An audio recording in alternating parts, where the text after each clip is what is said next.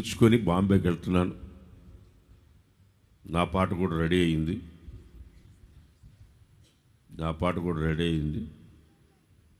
నిన్న మొన్న 2 రోజులు కూర్చొని రెడీ చేశాను.